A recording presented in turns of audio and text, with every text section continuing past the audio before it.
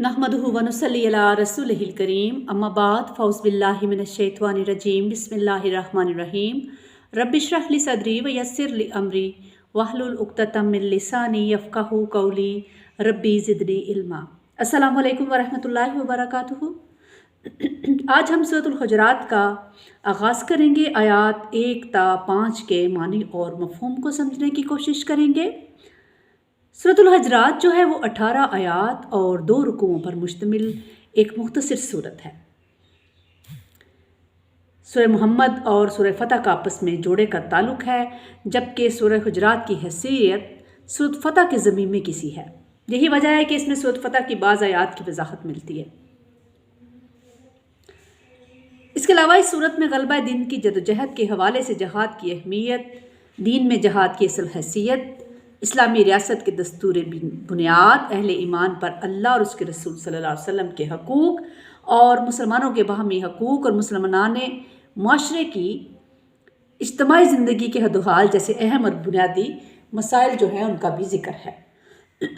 गोया इस्लामी रियासत के असूलों और इस्लामी माशरे से मुतल्लिक़ जो बुनियादी हदायत हैं उनके एतबार से सूरतुल हुजरात जो है वो कुरान करीम की अहम तरीन और जामिया तरीन सूरत है।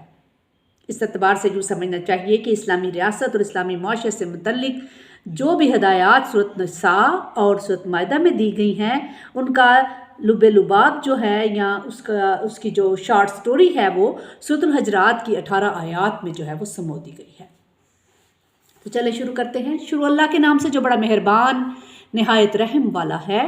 या अय्युहल्लज़ीना आमनु ला तुक़द्दिमू बैन यदिल्लाहि व रसूलिही वत्तक़ुल्लाह इन्नल्लाहा समीउन अलीम।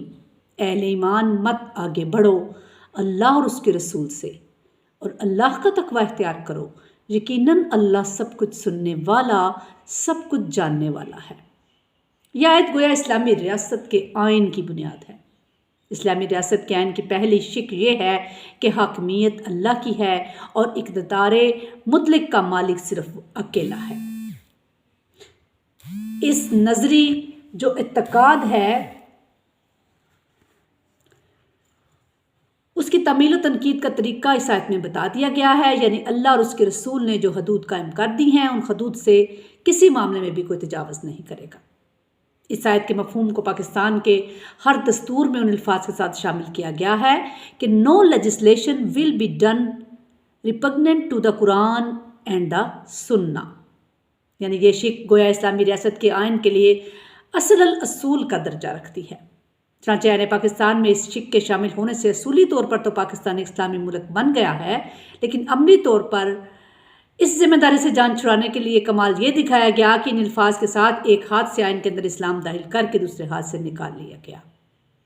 आइन पाकिस्तान को कुरान और सुन्नत के मुताबिक बनाने के मकसद के लिए इस्लामी नज़रियाती कौंसिल तश्कील दी गई और उससे ये मुकद्दस फरीज़ा सौंपा गया कि वो पार्लियामेंट की कानून साजी पर गहरी नज़र रखेगी। बहरहाल आयत की रूह से जब किसी रियासत के आइन में मज़कूरा शिक शामिल कर ली जाए तो असूली तौर पर वो रियासत जो है वो इस्लामी रियासत बन जाएगी। उसके बाद रियासत के कानून साज इदारे को चाहिए कि पार्लियामेंट में इसकी कानून साजी का दायरा इख्तियार जो है वह कुरान की बालादस्ती के बायस महदूद हो जाए, यानी इस कदम के बाद वो मुकन्ना अपने मुल्क के लिए सिर्फ कुरान और सुन्नत के अंदर रह कर ही कानून साजी कर सकेगी। इसी तरह से इसको इस मिसाल से समझेंगे कि किसी दावत में बुलाए गए मेहमानों की तवाज़ा रूह अफ़ज़ा शरबत से की जाए, 7 अप से या दूध सोडा वगैरह से। इस बारे में फ़ैसला तो कसरत राय से किया जा सकता है, लेकिन तमाम मेज़बान अपने 100% वोटों से भी मेहमानों को कोई ऐसा मशरूब पिलाने का फ़ैसला नहीं कर सकते जिसका पीना कुरान और सुन्नत में ममनून करार दिया जा चुका है। इसको समझने के लिए नबी पाक सल्लल्लाहु अलैहि वसल्लम ने नहायत उम्दगी से वाज़ा फरमाया है कि आपने फरमाया, यानी मोमिन की मिसाल और ईमान की मिसाल उस घोड़े की सी है जो अपने खोंटे के साथ बंधा हुआ है और घूमने फिरने के बाद फिर वापस अपने खोंटे पर वापस लौट आता है। ज़ाहिर मोमिन तो वही है जो अल्लाह और उसके रसूल पर ईमान रखता है और उसके अहकाम को मानता है। इसका मतलब ये है कि वो अल्लाह और उसके रसूल के अहकामात के खोंटे से बंध चुका है।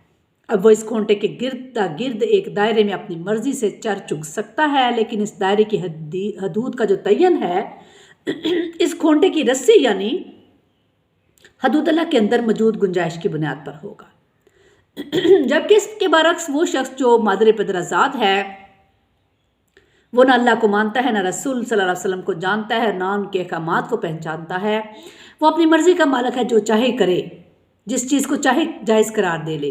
چنانچہ ایسے افراد اگر کسی ملک یا ریاست کے قانون ساز ادارے میں بیٹھے ہوں گے تو وہ کثرت رائے سے اپنی ریاست اور قوم کے لیے جو قانون چاہیں گے منظور کر لیں گے۔ وہ چاہے تو ہم جنس پرستی کو جائز قرار دے دیں اور چاہے تو مرد سے شادی کو قانونی حیثیت دے دیں۔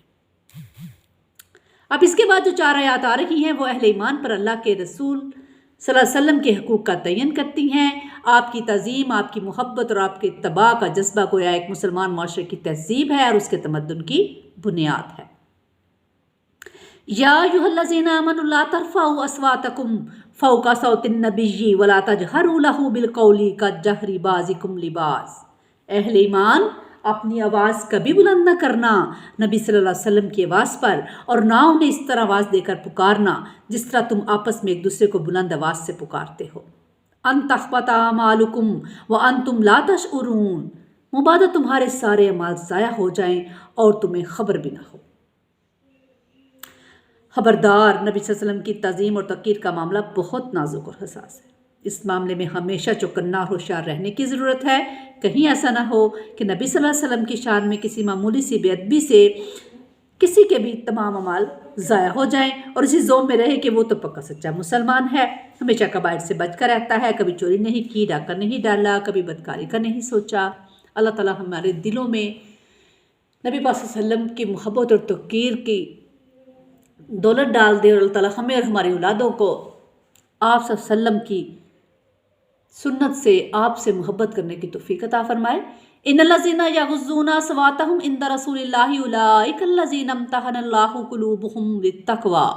بے شک وہ لوگ جو اپنی آوازوں کو پست رکھتے ہیں اللہ کے رسول صلی اللہ علیہ وسلم کے سامنے، یہی لوگ ہیں جن کے دلوں کو اللہ نے جانچ پرکھ کر چن لیا ہے تقوی کے لیے۔ پچھلی آیات میں جو حکم منفی انداز میں دیا گیا تھا، اسی حکم کو اب شاباش کے لیے پازیٹیو وے میں دہرایا گیا ہے، یعنی اللہ تعالیٰ کو اپنے رسول کے ادب کے حوالے سے آپ صلی اللہ علیہ وسلم کے صحابہ کرام رضی اللہ تعالیٰ عنہم کا طرز عمل اس قدر پسند آیا ہے کہ اس بنیاد پر اللہ نے ان کے دلوں کو تقویٰ کے نور سے خصوصی طور پر منور کرنے کے لیے چوز کر لیا۔ لہم مغفرۃ واجر عظیم، ان کے لیے مغفرت بھی ہے اور بہت بڑا اجر بھی۔ ان الذین ینادونک من وراء الحجرات اکثرهم لا یعقلون، بے شک وہ لوگ جو آپ صلی اللہ علیہ وسلم کو پکارتے ہیں حجروں کے پیچھے سے، ان میں سے اکثر وہ ہیں جو عقل نہیں رکھتے۔ بعض اوقات جب نبی پاک صلی اللہ علیہ وسلم اپنے حجرہ مبارک میں تشریف فرما ہوتے تو بدو قسم کے لوگ باہر کھڑے ہو کر آپ صلی اللہ علیہ وسلم کو آوازیں دینا شروع کر دیتے، یا محمد اخرج الینا، کہ محمد صلی اللہ علیہ وسلم ہمارے لیے باہر آئے۔ آپ صلی اللہ علیہ وسلم کے گھر تشریف لے جانے، آرام فرمانے اور گھر سے باہر رونق افروز ہونے کے اپنے معمولات تھے، لہٰذا یہاں دو ٹوک انداز میں بتا دیا گیا کہ وقت بے وقت گھر سے باہر کھڑے ہو کر لوگوں کو آپ صلی اللہ علیہ وسلم کو بے باکانہ انداز میں آوازیں دینے کا یہ جو طریقہ ہے اللہ تعالیٰ کو سخت ناپسند ہے۔ کسی کو گھر سے باہر بلانے کا یہ انداز اور طریقہ عام معاشرتی آداب کے بھی خلاف ہے۔ وَلَوْ أَنَّهُمْ صَبَرُوا حَتَّى تَخْرُجُ إِلَيْهِمْ لَكَانَ خَيْرًا لَهُمْ وَاللَّهُ غَفُورٌ رَحِيمٌ، اور اگر وہ صبر کرتے یہاں تک کہ آپ خود ان کے پاس نکل کر آ جاتے تو یہ ان کے حق میں بہتر ہوتا۔ بہرحال اللہ بہت بخشنے والا ہے، بہت رحم کرنے والا ہے۔ چونکہ یہ لوگ آداب معاشرت سے ناشنا ہیں اور یہ خلاف ادب حرکت کو جان بوجھ کر نہیں کرتے رہے، اس لیے اپنے گزشتہ طرز عمل کے حوالے سے انہیں معافی کی توقع رکھنی چاہیے کہ اللہ تعالیٰ غفور اور رحیم ہے، لیکن آئندہ کسی سے ایسی کوئی حرکت سرزد نہیں ہونی چاہیے۔ اب یہاں پہ ایک بات سیکھنے کی ہے کہ دیکھیں اسلام کتنا پیارا دین ہے جو ہمیں معاشرتی آداب سکھاتا ہے کہ کسی کے گھر جاتے ہوئے ٹائم مینجمنٹ کو دیکھیں، اس کے آرام کے جو اوقات ہیں ان میں مخل نہ ہوں، اور اسلام نے ہر چیز کو، ہر پوری زندگی کے معاشرتی آداب جو ہیں وہ سکھائے ہیں، اور نبی پاک صلی اللہ علیہ وسلم کی سنت میں ہر ایک طریقہ موجود ہے۔ اللہ تعالیٰ ہمیں سنت رسول صلی اللہ علیہ وسلم پر عمل کرنے کی توفیق عطا فرمائے. ربنا تقبل منا انک انت السمیع العلیم وتب علینا انک انت التواب الرحیم. سبحان ربک رب العزۃ عما یصفون وسلام علی المرسلین والحمد للہ رب العالمین.